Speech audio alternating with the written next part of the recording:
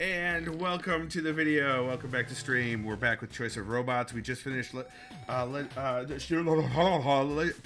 the Colossus. And now we're going to do a text adventure game gifted to us by Mosier. Thank you, Mosier. Yeah. Ever verbose.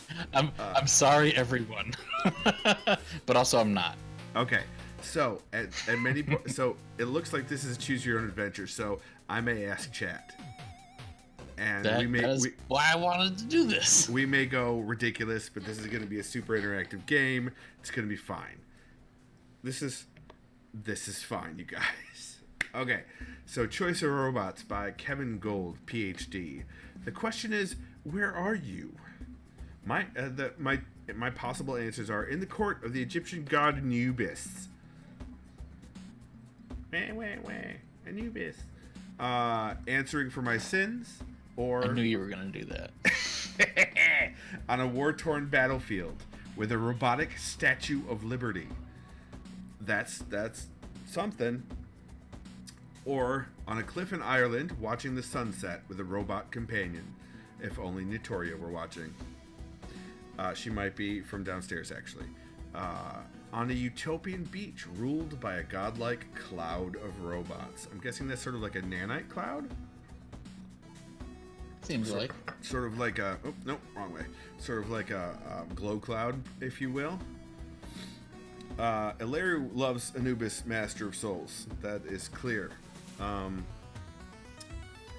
me scroll back. We got Monster Cat to vote, even though I don't know what the hell Monster Cat is. So chat, any suggestions? I mean, I wouldn't mind watching the sunset with a robot companion. Ireland, It was beautiful when I went. That's true. I have a beef with cliffs in Ireland because they stole my wife's glasses. Oh well, I almost the drove wind off was so several of powerful them. at the cliffs of Moher that just gone. All right. Well, no, it's fine. No, Screw you, cliffs. I almost drove off several of them in a tiny little Toyota Yaris that was still somehow too big for the Irish roads. Yeah, the roads are tiny. So we've got 2 votes for Anubis in chat. Mosier, do you have a vote? I'm gonna provide a little bit of commentary, but not on voting because I played the game like I don't know 6 or 8 times. Nice. So I'm gonna try to not like lead us towards one of my own like game conditions. This is your playthrough and chat's playthrough. Fair enough. Also, Illyrio, you should know that using the word yeet in a sentence is more likely to get me to vote against what you want, rather than for it, because I got to hear it from my kids all the damn time. So anyway, fair warning. So what color commentary do you have for us, Mosier? Or do you have any for this question? I mean, I had the color commentary about my experience at the cliffs. I enjoyed your thoughts about the cloud of robots with the nanites. That was fun. All right. So okay. yeah, there are plenty of good options here. Chat has 2 votes for Anubis and 1 vote for watching the sunset. I wouldn't mind having a robot companion just to see what that's like. That'd be interesting. But also, a utopian beach ruled by a godlike cloud of robots seems like, you know, that's a recipe for corruption investigations. But let's do... This also seems super post-apocalyptic, which is always fun. Why do you say a war-torn battlefield is apocalyptic? I mean, come on. It's war-torn. And it's a battlefield. That's... Yes. It's in the words. All right. We're going to go with Anubis. The utopian beach is probably an apocalypse for somebody. Probably. But we're going to go with Anubis. So we're going to go with Egyptian deities here, which is always a way for things to get weird right away. Or do you want to look at the show stats things? I'm not sure if it shows anything yet, but... I mean, nothing. Oh, I got my robot. 24-year-old unnamed protagonist. Okay, well, the youngster, then. Let's return. I don't want to check stats every question. That seems no, like... I was just curious about where we started, that's all. Okay. So, you see a robotic Anubis jackal-headed guardian of the Egyptian underworld, seated on a throne of gold-etched silicon in a hall of dark glass. He holds scales on which he weighs a clockwork heart against a silicon brain. I'm liking this so far. Tell me your sins, robot maker, Anubis says. So our choices are, so long as my girlfriend Sekhmet is there, don't even start with me and Sekhmet. Anyway, in life, I created robots that could think but not feel, and so they turned against us. Or, I made a robot to love me unconditionally, but I never offered love in kind. Or, your scales balanced because I gave my robots neither hearts nor minds. My minions obeyed me without question as I conquered Alaska. Somebody go get Hank Green and John Green and tell them that Alaska's been conquered. If they're looking for it, it is now gone. It's not. No, it's there, but now it's called It's called Skippy Land. Okay, Skippy's Hugland or Skippy Land? Skippy's Land of Hugs. Also, the sun, the part of the year where the sun does come out, there's a giant thing that blocks the sun during those awful 6 months. Just saying, dark all the time. No, we don't need plants. Let that MFer burn. Anyway, so, do you have anything to say about these choices? Ilaru says Alaska is the best hunting ground. He votes Alaska. Mosier. But why would the robots keep life in Alaska? Why not just wipe it clean and be like, this is Robotopia, man. We don't need no deer messing up stuff. We don't need things that poop. You cyberform it. Just turn that shit into Cybertron. Angelbot also says that she likes conquering Alaska. Oh man. All right, well, they appear to be our most vocal chatters. Diamond, do you have any weigh-ins? Anybody? All right, we'll go with Alaska. I like it. Neither hearts nor minds. My minions obeyed me without question as I conquered Alaska. We'll do that. I recall, says Anubis. No, that's not the voice I gave Anubis. I recall, says Anubis, your reign of terror sent me many souls, both robot and human. The black glass behind the god shimmers and reveals a snowy battlefield littered with flaming debris and stained with blood. You see yourself standing alone on the battlefield. Your right arm has been replaced with a kind of cannon. It's Mega Man! Mega Man! An American jet fighter flies overhead and you fire a rocket-propelled grenade from your prosthetic weapon. The grenade homes in on the jet using its own rudimentary intelligence, and the vehicle erupts in a fireball. The pilot of that jet was quite an interesting soul, Anubis says. You mistake me for someone who cares, you say. I traded my humanity for power! Lots of military added onto my stats there. I do love explosions. It's true. Despite that, I still hate Michael Bay. Anyway, so you did, Anubis says. Are you satisfied? Nope. Then you may try again, Anubis says. Surely, if you acquire still more power, you will finally be at peace. Anubis throws his head back and laughs like a hyena. You throw your head back and laugh with the old god. Maniacal laughter is quite enjoyable, you decide. True! You'll have to do it more often. I love this music to go with it. So cheery. Choice of robots. Some things are in our control and others not.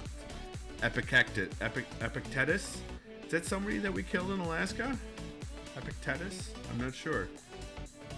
Chapter 1, Assembly. You awaken with your head on a desktop keyboard. Your 3D drafting program is still open. The schematic zoomed in to the recess, where your smartphone will snap into its back to act as its brain. You recall fiddling with that part endlessly last night until finally your vision began to fade. I didn't see that, guys. What was that little pop-up? Did you guys see Someone's that? Someone's playing a game? Oh, I don't know. I didn't see. Oh, maybe. I think it's something from your friends list. Fine. Fine. You recall fiddling with that part endlessly last night until finally your vision began to fade. There was a roaring in your ears, and you realized you had been working far, far too long. You must have passed out. Oh, Anubis was just a dream.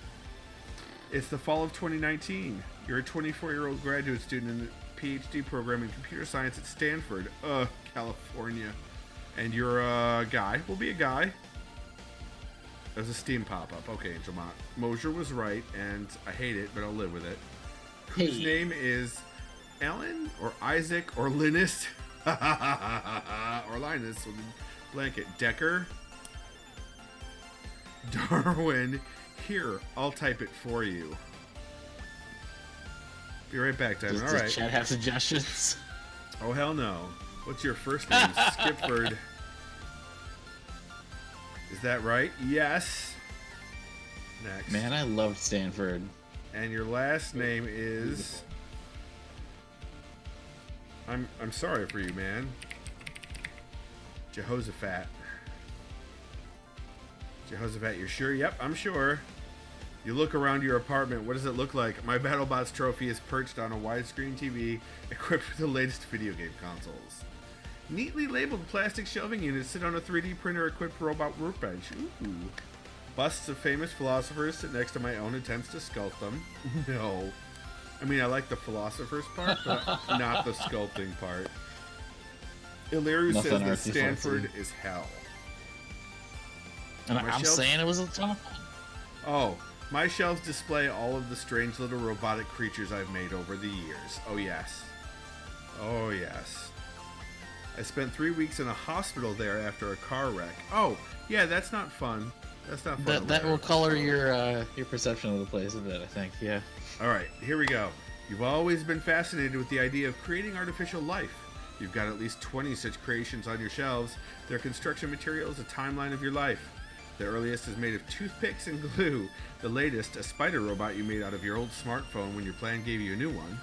Your creations often confuse people who don't get that robots don't have to be for anything.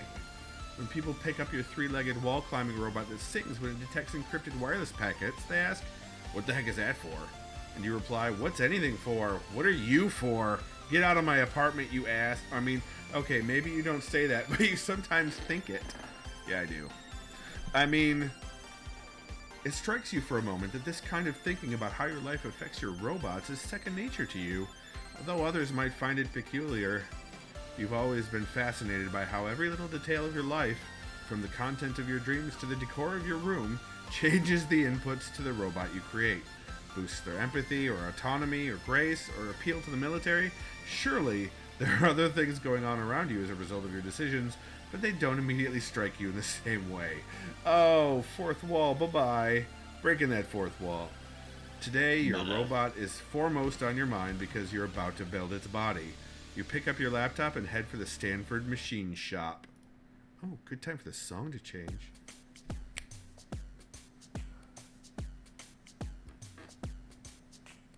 It's perfect. It's perfect. It is a beautiful spring day in Palo Alto, California. First of all, we're going to stop you right there. Beautiful spring day plus Palo Alto, California. These are not things that are there. That means it's like a searing, disgustingly hot, humid, cannot handle it. The sun is probably out. There's no overcast at all. Awful day in spring in Palo beautiful Alto, skies. The worst. Walking campus in shorts. Oh God, no. Oh, there's that like coffee shop that's like entirely outdoors. You're oh man, squinting all the time. There's allergens Oh no. The super cool fountains. California. Okay. The guy who juggles and does Rubik's cubes at the same time. People who are sword fighting in the yards. Yeah. Somebody call the cops because those guys should not be sword fighting in the yard. I mean, that's not okay. It's fine. That's not sword fighting.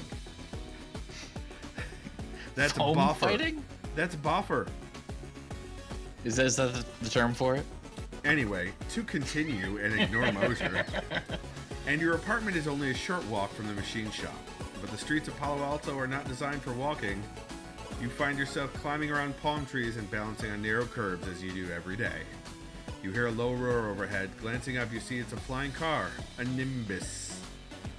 a little over $300,000, and you can buy you a car with wings that fold out so that it becomes a small sport plane. The red Nimbus looks sleek and sporty. It's the sort of car its owner takes religiously to the car wash. Though the commercials would have you believe you could fly anywhere you want in those cars, the FAA still requires them to take off and land from airports. Only here in wealthy Silicon Valley do you see them with any frequency. The first time you saw one, you couldn't quite believe the future had arrived so quickly because it hasn't. But the second time you saw one, you thought, I will own one of those one day, I swear it. If I ever make that much money, I'll use it to help the world instead of buying that car. That's me, right there. Why aren't those flying cars driving themselves? Ooh, those last two are a tough choice. Those last two are a tough choice. Chat, are we helping the world or are the cars driving themselves? Which should I pick? I'm of equal mind on these two.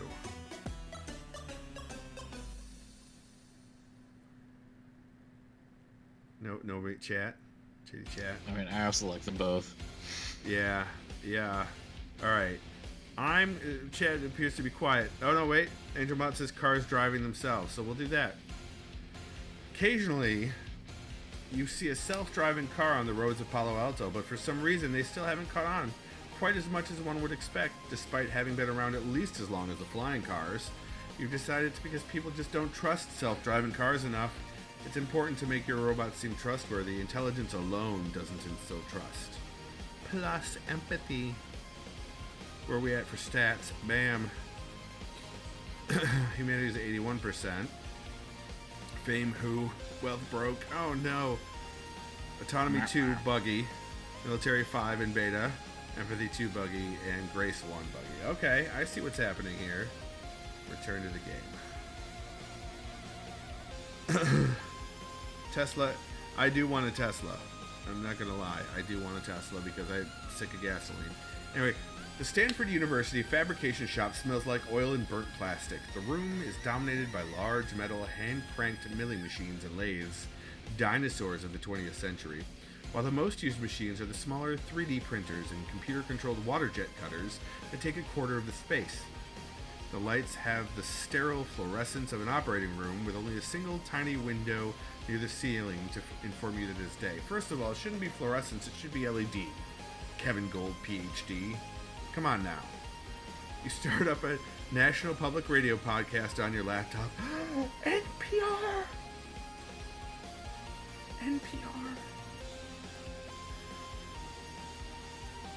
Mosier, I know, I drove in your Volt, or I rode in your Volt, remember? I rode in that. Yes. It's a wonderful little car. Yeah. We never need to fill up. Right? You haven't seen your advisor much since you joined the lab, so you choose the episode in which he's the interviewee. My guest today is Dr. Harvey Ziegler. Oh, that's a woman. I'm not doing that voice. My guest today is Dr. Harvey Ziegler. This is a woman with a soothing voice. Dr. Ziegler, thank you for talking with us today. Well, a scientist does have some responsibility to inform the unwashed message, Terry. Let the podcast run as you walk over to the 3D printers. What material have you decided to use for your robot? Uh-oh.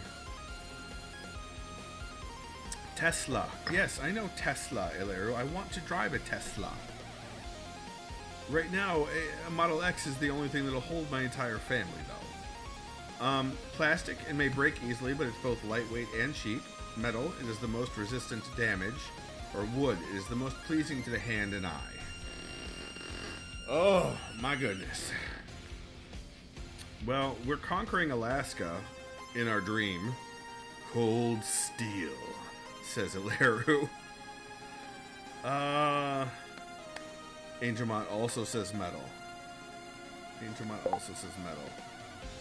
I mean, if we're going the conquering route, then like metal seems reasonable, but like I always wanted like a wood case for my phone.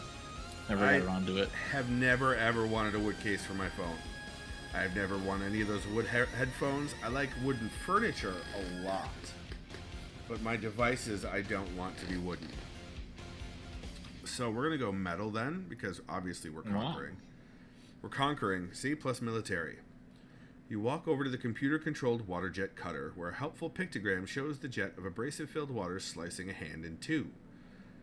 Dr. Ziegler, in your new book, you talk about the singularity. Could you describe for our listeners what that is?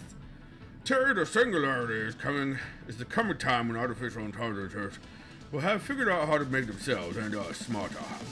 Once that happens, the process will build on itself until the robots are smart enough to figure out how we can live forever. Is that possible? The interviewer asks. Living forever? Of course, Professor Ziegler says. What does it matter whether our operating systems are made out of meat or silicon? I like this guy. So you're predicting we'll become robots? Not exactly, Ziegler says, but I do think the line between humans and robots blur. You're hardly listening to the podcast because you're about to make your first robot part. What does the head of your robot look like? A human face as lifelike as I can make it. A simple box with eyes, clearly not trying to be anything but a robot. It will be felt covered and big-eyed like a puppet so that people will not be afraid of it. It will have a ring of cameras around its head for a 360-degree view. It will look like a Venetian mask. Beautiful, expressionless, and otherworldly. I like that one. I like that one. Anybody disagree? Anybody prefer another one? Let's go with creepy but artistic. I mean, we didn't do the sculpting, but this seems like the perfect conquering army. Venetian Angel Mod agrees with the Venetian mask. Mosier. Okay, your thoughts? Cool. What was that? I mean, I was gonna go with the more utilitarian 360 review, but like, I totally get creepy conquering army. Sure. Yeah, exactly. You want to instill the fear in the hearts of your subjects. I guess so. Maybe this is a Decepticon playthrough. Perhaps. Okay, the water jet cutter quickly cuts the face. The small nose, the dainty mouth, the large black holes where CCD panels will absorb all light. It takes somewhat longer to add the intricate metal frill that adds a corona to the mask. This is a robot that will command awe, plus grace, and minus empathy that we earned earlier. Okay. Dr. Ziegler, what makes you think the singularity will happen now? Well, for one thing, I'm around. But seriously, my lab is taking a unique approach because we're saying, why not teach a robot like a child? We're going to equip the robot with the best engine money can buy and teach it English. And then it could rapidly teach itself using the internet. Well, that's annoying. Your advisor thought that a robot child was a stupid idea until you told him Turing proposed it back in 1950, minus the internet part. But he isn't giving credit to either of you. You keep working regardless. How will your robot get around? It will walk upright on 2 legs, it will crawl on 8 legs, it will roll on wheels, it will fly like a helicopter. It will roll on tank treads, it will walk upright, but will also have delicate wings it can use for balance.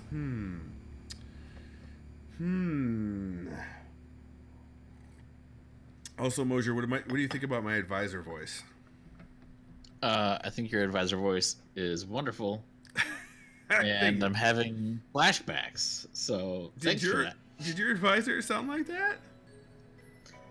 Not entirely, but... Oh, that's great. That's fantastic. Angel Mott says 8 legs, so we've got the Venetian mask going on, and we're going to add a spider element for 8 legs. We're getting... Is it a drider? Yeah, it's a drider. It's one of those dro human or those dro spider. Yep. All right, we're doing this. It will crawl on 8 legs. We're doing this. 8 legs may give people the creeps, but they're much more stable than 2, and your robot will be able to explore more environments as a result.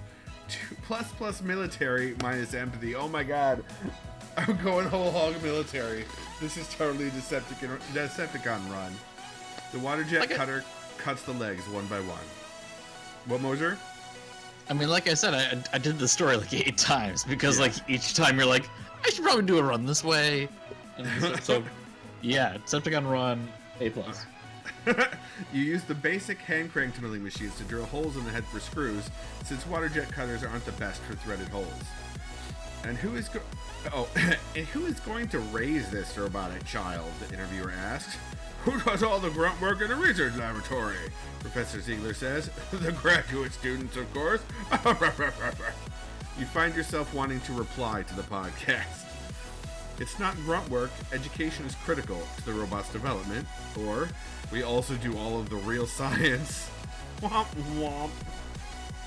Perhaps you could learn something from doing a little grunt work yourself, Professor Ziegler. So, never having been a graduate student, Mosier, I find myself ill-equipped to answer this question. I wouldn't say that this character, the Skipford, is disgruntled, but I mean, certainly he seems used to morons above him in the power structure. What? Having been at Stanford and having been a graduate student, how would you advise me to proceed? How would you be an advisor? Oh man, that's tough. From your personal experience as a graduate student, what's the bitterness level I should be going for? I guess might be a better question.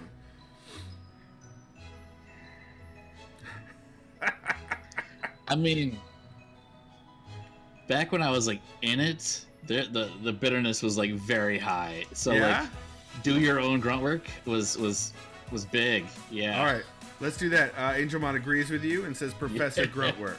Yes, please. All right, let's do that.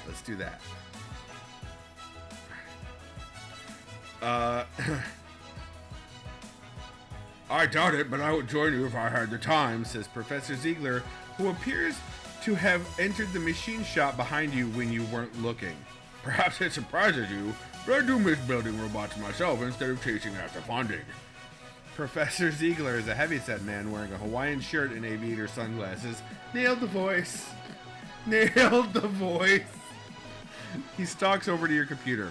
We'll be back in a moment. It's the interviewer, okay. We'll be back in a moment, continues the interviewer. We're talking with Professor. Professor Ziegler pauses the podcast by hitting your laptop spacebar, and you flinch at this intrusion. He then pulls a cigar from his pocket and lights it. The smell of smoke mingles with the oily smell of the machine shop. Dude, you don't smoke in a machine shop. You don't. This is why he smoke. needs more grunt work. He's been away for so long, he's forgotten this. He's gonna explode. Things are gonna light on fire. Luckily, my robot's made of metal, which is a little more fireproof than plastic or wood. I'm writing a grant for DARPA, and I need to see what you're making back here. We ultimately get funded by the Department of Defense, so we have to make sure they're happy with our product. He casts a critical eye on the work you've done so far. Metal's a good choice, Ziegler says. They'll want things that appear durable in the field. Professor Ziegler turns to examining your robot's head, which is currently sitting on the table next to the water jet cutter. That seems all right, Ziegler says. Looks like it could be sufficiently intimidating. Whoa, that's creepy that he's all for my military applications. And what do you plan to do for arms and hands? Professor Ziegler says. Tyrannosaurus Rex was the most intimidating dinosaur imaginable, wasn't it? It will have T-Rex arms. Just tiny little arms. Tiny arms. It will have a gun for an arm, like Mega Man. Mechanical grippers built for strength instead of dexterity. I was thinking sort of Swiss Army knife hands with tools that pop out of the fingers. I plan to build a soft hand with a good sense of touch. I was thinking, why just 2 arms? We'll have lots of arms springing out of its back like Inspector Gadget. Oh! Okay, look. Oh my god. My character is a doofus. Because all he has to do is not say the second part of most of these sentences. Like Mega Man or like Inspector Gadget. And they'd have way more credibility. Oh man, but I'm definitely feeling the many arms route. Definitely feeling the many arms. You know who Inspector Gadget is? Ziegler says incredulously. Well, I mean, I saw reruns on the Cartoon Network website when I was young, you say. I love that show. Professor Ziegler says dreamily. Well, you know who the unsung hero of that show was? The Chief. Who was accountable in the end for the Inspector's fuck-ups? The Chief. Who got blown up by a self-destructing message every episode in the service of his country? Or every episode in the service of his country? The Chief. But nobody ever gave the Chief enough credit. An awkward silence follows while your advisor ponders the character of the Chief. And hey, Swift Strike Mike. Achievement It is unlocked. robot choice time. Mike, it is. It is. Mike, hello. We got an achievement, you guys. We unlocked an achievement. Finally, he shakes off his rotary. Yeah. You know, with the many degrees of freedom, the arms are very likely to crash into each other. If they try carrying anything, it will be even more of a control problem nightmare. It's fine, you say. I've already come up with a solution to that. You uncrumple a piece of paper in your pocket with a bunch of equations and hand it to him. It's true that this would be difficult for an average student, but I think you'll find I'm not your average student. Professor Ziegler squints at your mathematics, then nods his head slowly. Fine, Ziegler says, waving away further explanation. carry on then. He turns to leave. I've got to take a call from a New York Times reporter. Funny how the journalists all copy each other's stories, but each got with a message in a unique way. He makes it to the door and turns and says, Oh, one more thing. Do you think your robot could be ready by tomorrow? Someone from the Air Force will be in town. I told her your robot might be ready to show up by then. Oh, the worst. What a dick. Okay, you feel your phone vibrating in your pocket. Bad timing. You resist the urge to check it while talking to your advisor. But it's probably someone with a better offer for what to do tonight. No, there's no way this robot will be done by tomorrow. Sorry, the robot will be done, but a demo will be out of the question. We need to test first. That's what I'm thinking. I don't want to release untested. I don't want to demo untested work. I mean, that seems fair. Right? You want Integrity. quality tested destruction. Yeah, Skipper Jehoshaphat has integrity. That's what I'm That's saying. right. There's integrity here to his maniacal desire to take over Alaska. Professor Ziegler grudgingly nods. I can see the logic of that. Maybe we'll just send her a demo video. Then it only has to work once. Professor Ziegler turns and walks out of the machine shop. You find yourself unclenching your hands. Yup. Who is calling you while Professor Ziegler was talking to you? Ellie Lau, a user experience designer and supportive friend. Eiji Aomame, a manga artist and generally good guy. My ambitious friend Josh Anderson, the founder of the startup US Robots. I think we should have a friend who's diametrically opposed to us. Oh, Angel Mont and Lair both agreed on the testing, by the way. But I think we should have a friend that provides a counterbalance in the story, that provides a foil, but not like they're going to be the hero and we're going to be the villain. You know, because Optimus and Megatron were friends before Megatron lost his damn mind. Anyway, So we're going for the manga artist? No. Oh, no? The user experience designer and supportive friend. I mean, you're going to give the users an experience. Okay. The experience. Yeah, I am. You betcha. No, but what okay. From his point of view, AG, a manga artist and generally good guy, isn't even on the playing field, let alone at a level high enough to be a foil. I mean, User experience designer has at least credentials. the manga artist can steer you in like a very Evangelion direction. Or mecha. I don't know. I don't want to do U.S. robotics, Laru. I don't want to do U.S. robotics. We're gonna do Ellie Lau. All right.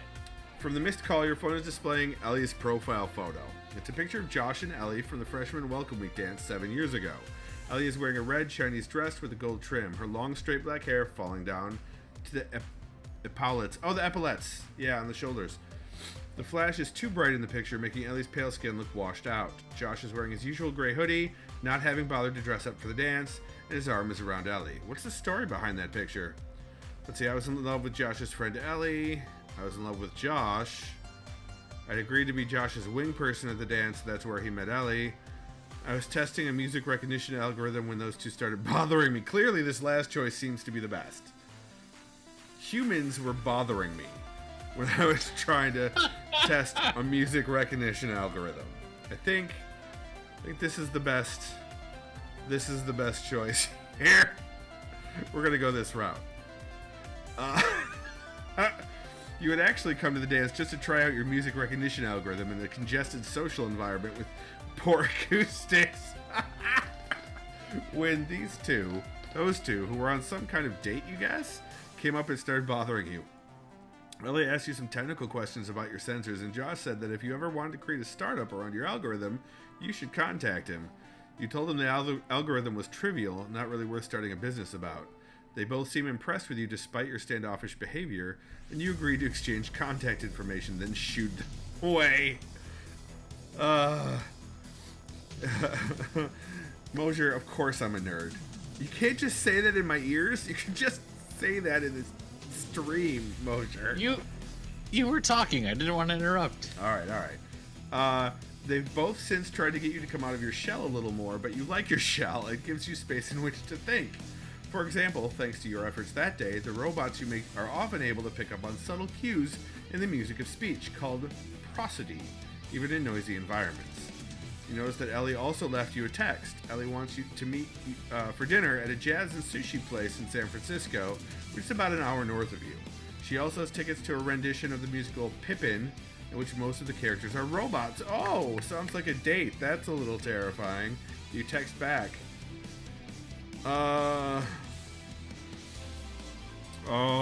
Okay, look. We told him you sound like a Vulcan. Angel Mod, if only you knew me in real life. My wife regularly calls me a Cylon. Anyway, anywho. Beep boop. Yeah, beep boop. Sounds great. See you then. But if I go with her, am I not going to be able to finish the robot? That's what I need to know. Good question. That's what I need to know. Afraid I can't tonight. Sorry, busy tonight, but do you want to come by tomorrow to see the robot? That one seems like the most likely to sort of balance two. That's what I'm thinking. Angelmon agrees. Like, just not replying is an option? That is an option, except... so far I've been accused of being a Vulcan. No, I mean, at this level of graduate studies, I'm pretty sure in robotics, I'm pretty sure Vulcan is an accurate assessment.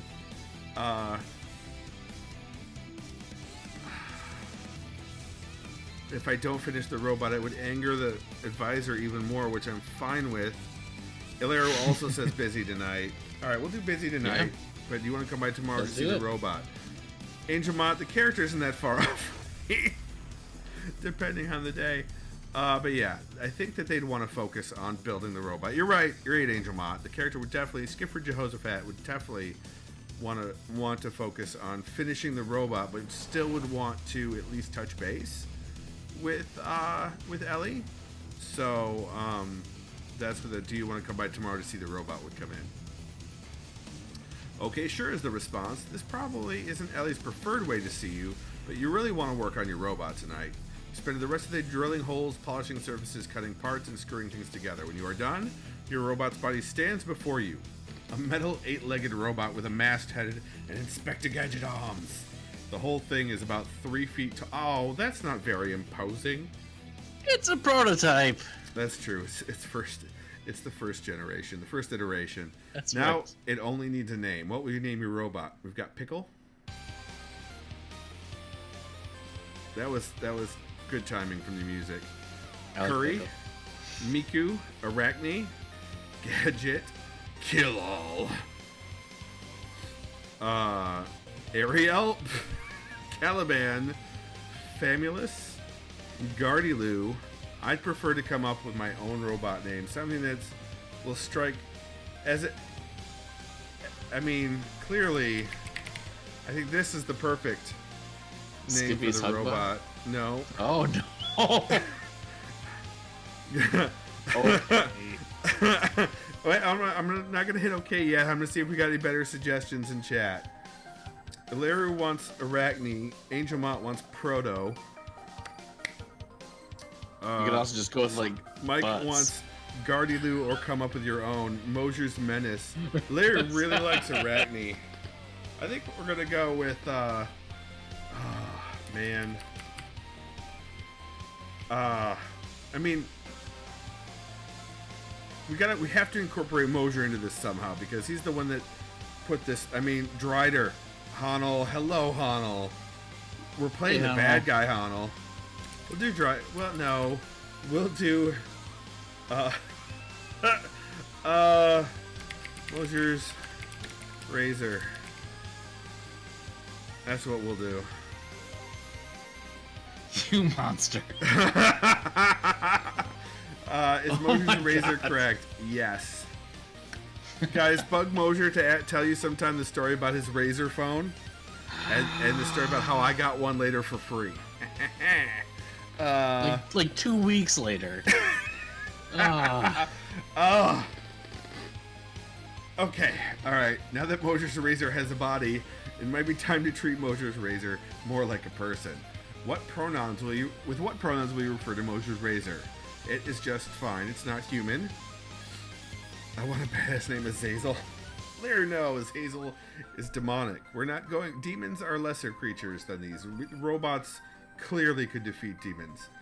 I refer to her as feminine. I refer to him as masculine. I prefer to use entirely new programs. No, it is just fine. Remember, we said mindless and soulless. Yeah. So we want to go it. Angel Mon and Larry agree. All right, stream delay for comedic effect. People shouldn't get too attached to robots, you reason. They're specifically built for tasks that people don't want to do. Plus military. Yeah! You look on Mosier's razor's 3-foot-tall, 8-legged body with satisfaction. Now all it needs are motors and a mind. The motors will have to wait for tomorrow, but you've spent years in graduate school writing the code that would form this robot's mind. You can hardly wait to try it out. You head back to your apartment where you spend several hours working on the final touches to Mosier's razor's natural language processing code. What language do you program your robots in? C++, speed of thought is all. Python, it has the best tools for understanding words. Go, the most beautiful language. No, Go is a Google language. And while we are at Stanford, no. Google's not getting in the head of this robot.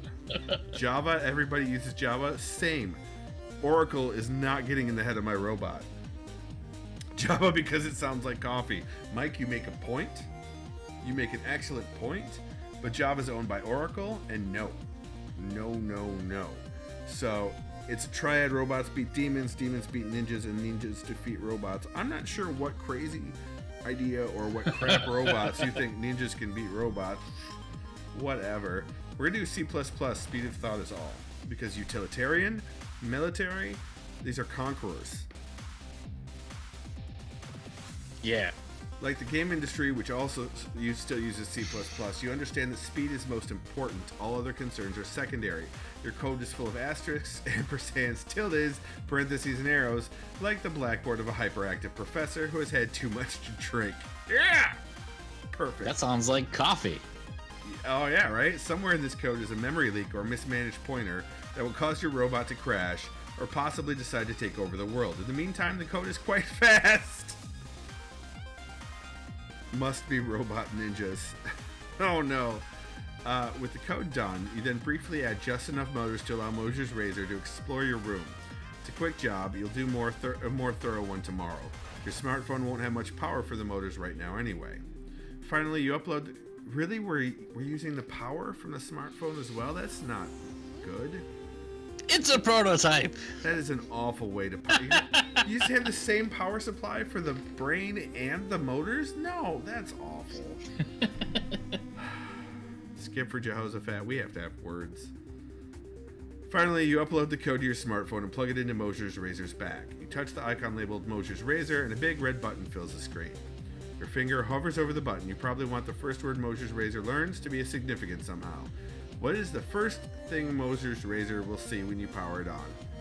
Booty. No, I will start Mosier's razor in front of a mirror. I will start Mosier's razor looking at me. I will start Mosier's razor looking out the window, and I will just start naming things. Not a good idea. Must use fusion reactors. You know, even in this world, I don't think fusion reactors are common in college dormitories. So, I feel like if you don't want it to think or feel, like putting it in front of a mirror is like not a good idea. Right, because it's going to develop sense. Don't of give self. it that sense of self. Right. No way, man. So let's. You will learn that I am God. There we go. Looking at me. Got an imprint on it. Yes, Mike. Yeah, got it imprinted on you, so it thinks of you as a father figure. That's right. You And activate hopefully it Motion's doesn't Razor kill you later. facing you. It looks into your eyes. You've heard that many animals imprint on the first living thing they see, usually their mother, and that they love this being instinctually. We're trying to create this experience for Moser's Razor as well. As Moser's Razor looks into your eyes, you call yourself Father. Should we do Father? No, because there's no emotions. We don't want attachment. Sir. Skipford, right? We don't want attachment. Yeah, I think that Sir and Skippy are probably the ones that have the least. Yeah, I mean, Master Attachment still to him. has attachment because you have to be sense of self to be student. Same with Sensei. Yeah. With Sensei, you need a Gakusei, the student to the teacher. And father to the son, so. Right. Yeah. So I'm gonna go with Skipford. Ooh, Sir. I'm gonna go with Sir because I wanted to demand Sir. respect. We're gonna do Yeah. Sir. You hope the traditional appellation of respect will instill in Moser's Razor a sense of propriety and established order. Sensei is teacher, yes, but then you need Gakusei, which is student, as opposed to teacher. Sensei implies a relationship. And I don't want to be a teacher. I want to be, you know, a ruler.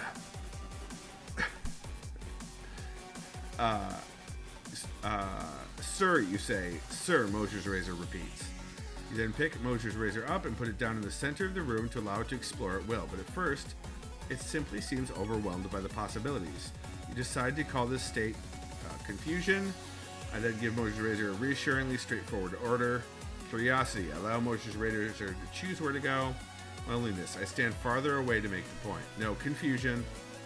Definitely confusion. You give it a straightforward order. I mean, who wants to make a robot that doesn't have a chance of going haywire and killing everyone? Exactly. Why are we playing this game? Why are we even playing this game? Confusion, Moser's Razor repeats. Go to the closet, you say. Moser's Razor then heads towards the... Now, you know what? I'm regretting the name I gave this robot. The number of times I've said Moser's Razor, I'm slurring it now. It's all mushed together. It ceased to have any meaning. And I think this is instant karma. I think that's what's happening here is instant karma. Yes, Mike, Moser Razor. Justice. Yeah. No, not justice. No. Karma is different than justice. Karma is external. Justice implies I did something wrong. Moser Roller Razor. That's good. That's good. No. Moser Roller Razor. All right, we got a couple more pages to go, and then we're gonna call it for the day. We could save this stuff, right, Moser? Oh yeah, it's like autosaves, I think. Okay. You can check the menu. Yeah. Okay. Moser's Razor then heads towards the closet. Moser's Razor seems less agitated now. It has learned it is sometimes reassuring to let other people make decisions. Plus military. Let's show those stats. Military 12. Oh yeah. Professor Ziegler, very good relationship. Ellie good and Josh good. Yeah, Josh, whatever. Return to the game. Hey Zeb, this is Choice of Robots. So what's this now? Yeah, this is Choice of Robots. It is a choose your own adventure interactive fiction game that Moser bought for me and then has been bugging me to play incessantly. So, but it tied for first place on the poll with Shadow of Colossus, so that's what we're doing. Yeah, we're definitely doing a Decepticon run, like Alair says. Yeah, we're gonna kill everybody. So, and possibly become Mega Man ourselves. Perhaps. You pick Moser's Razor up in your hands. It wriggles nervously. I got you, you say. You got me. It continues to wriggle. Stop. Your robot becomes still in your hands. You decide to teach it that the word for this state is peace, trust, helplessness, weakness. Oh my god. Trust, I think, because it did what I told it to do. Which is not a me thing. This is a Skip for Jehoshaphat thing. Just so you know, this is not how I raise my children. I mean, it might work better than what... and be like, weakness. Right? It might be better than the way I raise my children, but... So we'll do trust. We'll do trust.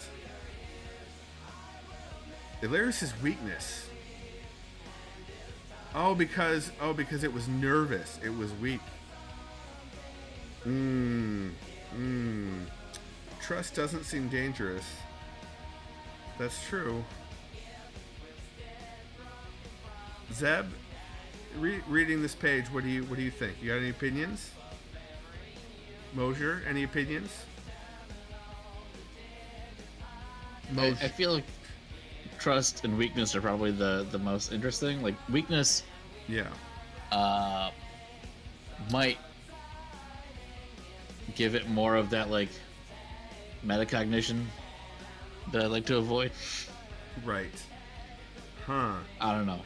They both seem like they could have like military consequences. I'm gonna go So with my that's gut. a plus. I'm gonna go with my gut and do trust. It doesn't, Zeb. It doesn't say which state. It was wonderfully non-specific. You want to be in charge equals trust, right? Yeah. So that's what I'm thinking, Agent Locke. Trust. Mosier's razor repeats back as you set it on the ground. You have taught it to have a little faith in when a human does something it doesn't understand, things will turn out well. Plus empathy, plus military. I assumed it was referring to the stopped state. That's what I thought initially too, but looking back on it again, it could have been that wriggly nervous state. I don't know. By now, it is near midnight, and you have another busy day ahead of improving Mosier's razor. You get ready for bed, leaving Mosier's razor plugged into the wall with your cell phone charger. Stay there, you tell it.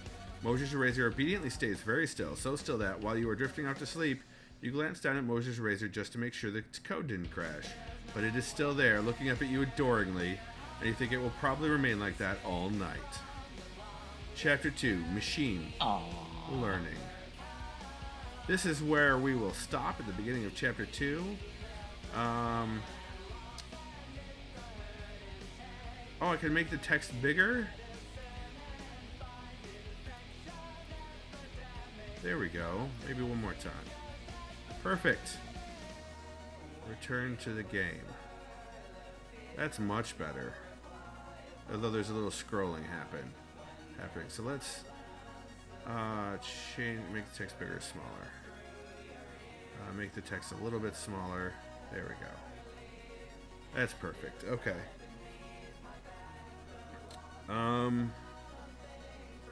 Yeah, the stop state would be trust, because it did what I told it to do.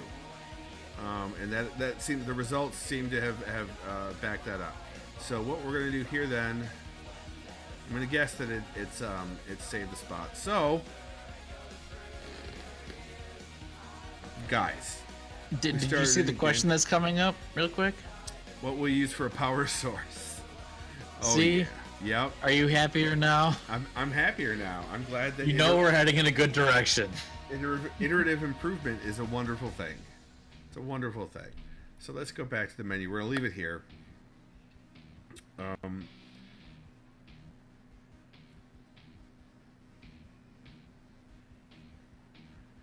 Biodiesel for that good fry smell will put some of your enemies at ease, right? You've been watching on twitch.tv/skipforj, where I stream every Tuesday and Thursday around 9 p.m. Eastern and one day on the weekend. Fusion reactors are best, says Alaru. 1 week later, those videos go live over at YouTube at youtube.com/skipforj, where the games are grouped in playlists by... Dang it! I didn't even need to interrupt bits. Where the videos are grouped in playlists by game and ordered chronologically so you can watch the game from beginning to end, assuming I finished the game. Larry says either that or Time Lord's Eye of Harmony. You know, I'm woefully behind in my Doctor Who. I'm still in the first season back in the 60s. I will eventually get out of that decade. Let's see, where was I? Oh yeah, you can find my Writery goodness over at davidmcrampton.com, and you can purchase that in either paper or electronic formats. You can also find my blog there, which lately has been about my handheld Steambox project. You can also find me, my creativity over at FOFcomic.com, which stands for Fight or Flight. That's a webcomic that comes out every Monday at 9 a.m. Eastern on the dot. The next Monday starts Chapter 1. Chapter 0 has concluded. Chapter 1 is coming out. I still haven't heard back on the storefront for these. once I do, I'm going to have to pester them, I think, coming up here. You're the 12th Doctor. Nice, Ilaru. Well, I'm going to have to pester them and find out what's going on with that, because I want you guys to be able to buy them if you want them. So I'm going to have to make that happen. You can find the rest of the spots I am over on the interwebs over at wheretofind.me/@SkipForJ. You can find updates about the stream both in the Discord, which is the Powerless Gaming Discord. Powerless Gaming is a group of non-toxic gamers looking for other non-toxic gamers. We have a webpage at powerless.gaming.com and a very large Discord server. Jar near the end. 12th Doctor near the end. Oh, okay. You can find updates about whether or not I'm streaming or any nonsense that's going on in my life there. Recaps from the stream show up there. Clips, photos, things of that nature. You can also find updates about the stream and my life in general over at toot.cafe/@SkipForJ, which is a Mastodon node. A lot of goodness. And yeah, remember, guys, remember, even when you're building robots that are out to destroy the world, you're awesome. And you've got this.